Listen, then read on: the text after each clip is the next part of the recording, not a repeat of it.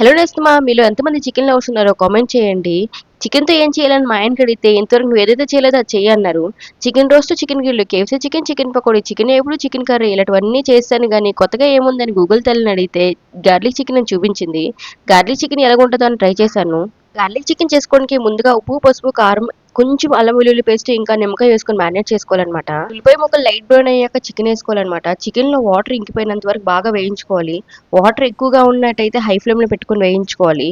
చికెన్‌లో వాటర్ అంతా ఇంకిపోయాక దంచి పెట్టుకున్న వెల్లుల్లిపాయ వేసుకోవాలి. వెల్లుల్లిపాయ పచ్చివాసన పోయాక కరివేపాకును, పచ్చిమిర్చి వేసుకోవాలన్నమాట. చికెన్‌ని బాగా రోస్ట్ చేసుకున్నాక chicken masala, garam masala, Kashmiri red chilli powder అయితే వేసుకున్నాను. అరగంట కన్నా ముక్కెరగంట బాగా కలుపుకోవాలి. పక్కన ఇంకో కడాయి పెట్టుకొని 2 స్పూన్లు నెయ్యి వేసుకొని జీడిపలుకులను అయితే బాగా వేయించుకోవాలి. జీడిపలుకులతో పాటు లాస్ట్‌లో నెయ్యి కూడా వేసుకుంటే ఆ ఫ్లేవర్ సూపర్‌గా ఉంటది. చికెన్ ఘాటుగా ఉండాలంటే కొంచెం మిరియాల పొడి కూడా యాడ్ చేసుకోండి. మిరియాల చారుతో చికెన్ తిన్నామంటే సూపర్‌గా ఉంటది. మరిన్ని మంచి మంచి వీడియోస్ చేయడానికి నాకు మోటివేషన్ కోసం లైక్, షేర్, సబ్స్క్రైబ్ చేసుకోండి. ప్లీజ్.